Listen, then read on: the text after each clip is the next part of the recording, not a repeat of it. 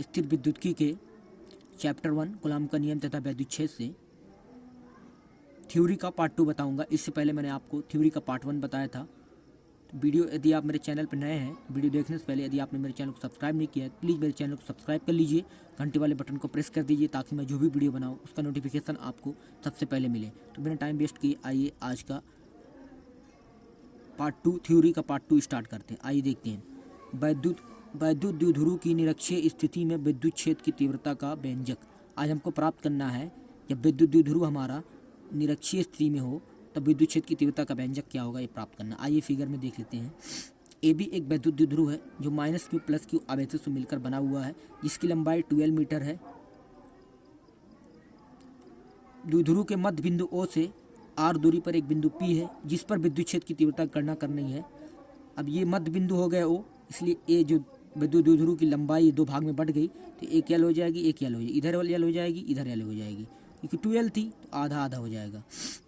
और देखिए ये एंगल थीटा है और ये जो है 2 थीटा है। क्यों 2 थीटा है? क्योंकि देखिए ये थीटा है, ये बहिष्कोण है। जब बहिष्कोण जो होता है अपने आंतरिक कोण का 2 गुना होता है, तो 2 थीटा है। अब ये देखिए ये समकोण त्रिभुज आपको नज़र आ रहा है, समकोण त्रिभुज बन रहा है। समकोण त्रिभुज में आप जानते हैं ये जो भुजा है AP, इसकी लंबाई जो निकलेगी एक कर्ण भुजा है। तो कर्ण बराबर आप जानते हैं क्या होता है, आधार स्क्वायर प्लस लंब स्क्वायर। तो आधार हमारा क्या है, L है, और लंब क्या है, R है। तो इसकी इस स्थिति में इसकी जो लंबाई होगी R² + L² होगी। सेम वही त्रिभुज AB भी है, इसलिए इसकी भी लंबाई R² + L² होगी। तो इसलिए हम कह सकते हैं AP = PB। ठीक है, सिंपल सी बात है। आइए स्टार्ट करते हैं। देखिए आप कुछ थ्योरी लिखे हुए हैं, हम आपको बता दें। माना AB एक वैद्युत द्विध्रुव है जो +q तथा -q आवेशों से मिलकर बना है तथा इसकी लंबाई 12 मीटर है। वैद्युत द्विध्रुव के मध्य बिंदु O से r मीटर की दूरी पर एक बिंदु P है जो वैद्युत द्विध्रुव की निरक्षीय स्थिति में स्थित है। इस पर हमें वैद्युत क्षेत्र की तीव्रता की निर्धारण करनी है। आइए देखते हैं। पहले -q आवेश के कारण वैद्युत क्षेत्र की तीव्रता, -q आवेश के कारण विद्युत क्षेत्र की तीव्रता। देखिए यहाँ पर, अब यहाँ आप चीज़ और बता दें फिगर में, ये E1 है विद्युत क्षेत्र की तीव्रता, -q के कारण हमने मानी है E1 + q के कारण E2 मानी है। और इसकी डायरेक्शन आप सोच लेंगे, इसकी डायरेक्शन इस आवेश की ही तरफ है और इसकी डायरेक्शन इस आवेश से दूर की तरफ है। हमेशा याद रखिए जो प्लस आवेश के कारण जो विद्युत क्षेत्र की तीव्रता होती है उससे दूर की तरफ उसकी डायरेक्शन होती है, और जो माइनस के कारण होती है वो उसी आवेश की ही ओर होती है। समझिए बात को। तो आइए देखते हैं पहले -q आवेश के कारण विद्युत क्षेत्र की तीव्रता। E1 बराबर हमने मानी है 1/4πε0। ए विद्युत क्षेत्र की तीव्रता का फार्मूला आप पहले पढ़े होंगे। E = 1/4πε0 q/r²। पहले हम बताए हैं, वो सूत्र पहले बताए हुए हैं। तो ये सूत्र वही सूत्र लगेगा, एक सिंपल ऐसा है। देखिए हमको यहाँ पर पहले हम निकाल लिए हैं -q के कारण, तो हमको ये दूरी चाहिए क्योंकि यहाँ से इस बिंदु पर हमको ज्ञात करनी है। तो हमको यहाँ से दूरी पता होनी चाहिए। तो दूरी हमको पता है, आवेश भी पता है, तो हम विद्युत क्षेत्र की तीव्रता निकाल लेते हैं। ये हो गया q/r² + L² का होल स्क्वायर। तो देखिए अंडर रूट है, अंडर रूट का मतलब होता है 1/2 की पावर। तो 1/2 की पावर सिंपल लिख गई और पूरे का होल स्क्वायर है। तो ये पावर का पावर में गुणा होता है, याद रखिए। ये पावर का पावर में गुणा होगा, 1/2 × 1/2। ये देखिए सिंपल 1/2 × 2 होगा तो ये कट जाएगा। सिंपल इसी पावर में भी वही रूल लगा हुआ है, 2 कट जाएगा तो सिंपल बच जाएगा R² + L²। वही हम डायरेक्ट करके बताते तब भी वही आता, लेकिन हमने आपको स्टेप बाय स्टेप बता दिया है। समीकरण 1 इसको मान लेते हैं। आइए दूसरा देखते हैं। +q आवेश के कारण +q आवेश के कारण विद्युत क्षेत्र की तीव्रता +q आवेश के कारण। हमने -q के कारण याद करी थी, +q के कारण। तो यहाँ पर हो जाएगा, हमने क्या माना था, E2 बराबर हो जाएगा 1/4πε0 q/, हम यहाँ डायरेक्ट कर दे रहे हैं R² + L²। समीकरण 2 हो गया, ये समीकरण 2 हो गया हमारा।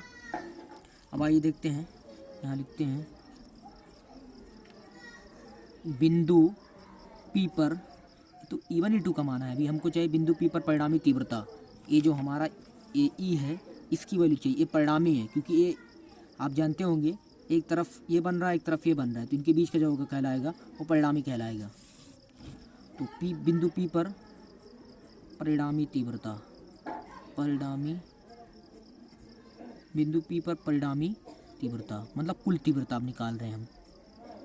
तो ये जो होगी, आप जानते होंगे कि परिणामी का सूत्र क्या होता है, पहले आप फिजिक्स में पढ़े होंगे, R बराबर a² + b² + 2ab cos theta, ये पढ़े होंगे। तो इनके बीच का देखिए, अब हम ए एंगल नहीं लेंगे इनके बीच, क्योंकि हम इन दोनों पे बात कर रहे हैं, E1 E2 पे, तो इनके बीच का जो एंगल होगा वो लेंगे। अब समझ रहे बात को?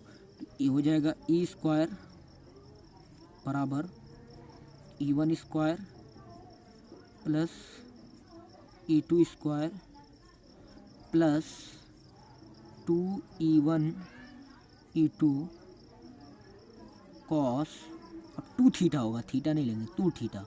अब देखिए, चूंकि यहाँ लिख दीजिए, ये चूंकि का चिन्ह होता है, E1 बराबर E2 आया है, E1 का जितना मान आया उतना E2 का भी आया है। अब देखिए, तो अभी E1 जहाँ E1 होगा वहाँ E2 रख देंगे, सॉरी जहाँ, हाँ वही, मतलब E1 की जगह पे आप E2 रख सकते हैं और E2 की जगह पे आप E1 रख सकते हैं। सिंपल सी बात है कि आपस में दोनों बराबर हैं। तो E² बराबर E1² प्लस E2 की जगह पे हम E1 रख दे रहे हैं, तो स्क्वायर में भी स्क्वायर में हो जाएगा, प्लस 2E1² ये भी हो जाएगा cos 2 थीटा। अब आइए, E² बराबर, यहाँ देखिए, ये E1² जुड़ जाएगा, 2E1² हो जाएगा plus 2E1² cos 2 theta. E² बराबर, यहाँ से 2E1² कॉमन ले लीजिए आप, 1 प्लस cos 2 थीटा बचेगा, cos 2 थीटा। E² बराबर 2E1², cos 2 थीटा का फार्मूला होता है, cos 2 थीटा बराबर होता है, cos 2 थीटा बराबर cos 2 थीटा बराबर होता है 2 cos² थीटा -1, ये होता है सूत्र, ये सूत्र होता है, यही सूत्र का हम इस प्रयोग करेंगे यहाँ पर, 1 प्लस 2 cos² थीटा -1। यहाँ E² बराबर, अब यहाँ से 2E² हो जाएगा, ये 1 ख़त्म हो जाएंगे, तो बचेगा 2 cos² थीटा, 2 cos² थीटा बचेगा। E² बराबर 4E² cos² थीटा। अब हम इसका वर्गमूल ले सकते हैं, E बराबर हो जाएगा 4, 4 का वर्गमूल 2, E1² E हो जाएगा और cos² थीटा cos थीटा बचेगा,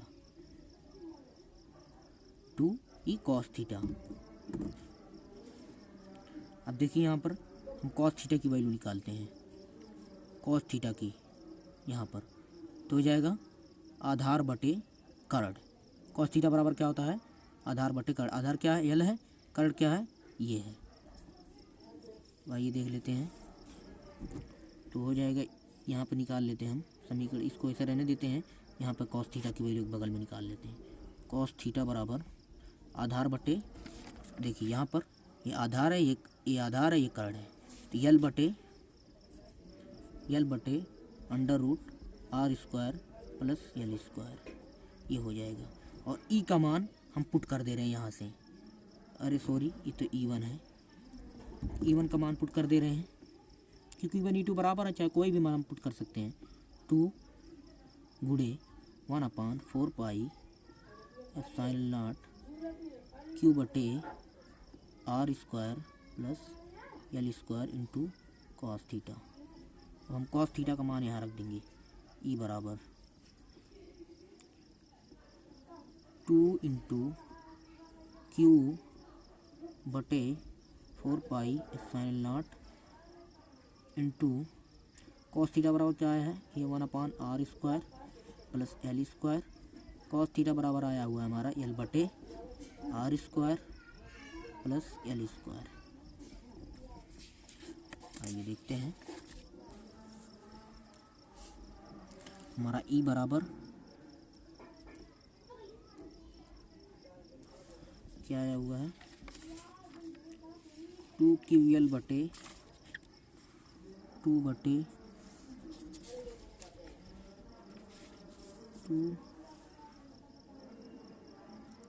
इंटू क्यू बटे 4 पाई एप्सिलॉन नॉट 4 बटे 1 बटे R square 1/r² plus L square गुड़े एल बटे under root R square plus L square. अब देखिए आप सिंपल से एक फार्मूला जानते होंगे, P इजिकल टू वैद्युत द्विध्रुव का आघूर्ण बराबर होता है 2QL। यही सूत्र यहाँ पर लगेगा। तो यहाँ पर E बराबर हो जाएगा 2QL की जगह पे हो जाएगा P 1/4 pi epsilon naught P बटे R square plus L square. और इस पर देखिए 1 की पावर छुपी हुई है, और यहाँ पर देखिए अंडर रूट का मतलब समझ रहे हो 1/2 की power R square plus L square पे पावर 1/2। तो ई बराबर हो जाएगा 1/4 पाई एप्सिलॉन नॉट पी बटे 1 प्लस 1/2 हो जाएगा R square plus L square की पावर 3/2। अब कैसे हुआ? अब ए पावर, क्योंकि ए दोनों का बेस समान है, ए भी R square plus L square है, ए भी R square plus L square. तो अब जानते हैं जब बेस समान होता है तो घातें जुड़ी जाती हैं। तो 1 प्लस 1/2 जब जुड़ेंगे तो 2 करने 2 3/2 हो जाएगा। समझ रहे बात को? तो 3/2 हो जाएगा।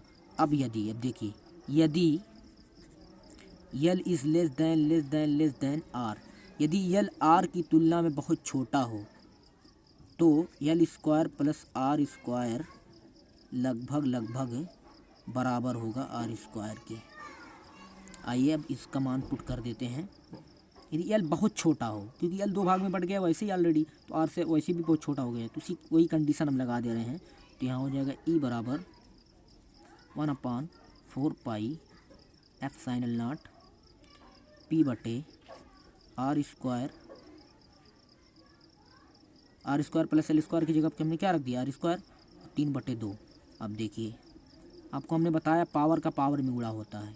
1/4 पाई एप्सिलॉन नॉट पी बटे आर 2 गुणे 3/2। ये कट जाएगा 2 तो हो जाएगा ई बराबर 1/4 पाई एप्सिलॉन नॉट पी बटे आर क्यूब। यही हमारा व्यंजक है। वैद्युत द्विध्रुव की निरक्षीय स्थिति में वैद्युत क्षेत्र की तीव्रता जो होती है, हमने पहले वैद्युत क्षेत्र की तीव्रता की गणना की थी, लेकिन कंडीशन अलग थी। इस बार वैद्युत द्विध्रुव क्या था? निरक्षीय स्थिति में था। उस बार क्या था? अक्षीय स्थिति में था। अलग अलग कंडीशनें हैं कि मतलब अगर अक्षीय स्थिति में होगा तो वैद्युत द्विध्रुव की क्षेत्र की तीव्रता क्या होगी, अगर निरक्षीय स्थिति में है तो वैद्युत क्षेत्र की तीव्रता क्या होगी। वही सिंपल सी बात, वैद्युत क्षेत्र की तीव्रता ही है ये, लेकिन बस ये निरक्षीय स्थिति में सूत्र है। वो अक्षीय स्थिति में था, निरक्षीय स्थिति में। और एक वैद्युत क्षेत्र की तीव्रता का सूत्र और भी होता है 1/4 पाई एप्सिलॉन नॉट, जो सिंपल सा साधारण से फार्मूले से निकला था क्यू बटे आर स्क्वायर। उसी की मदद से सब आया हुआ है। तो आज के लिए इतना ही। Thanks for watching.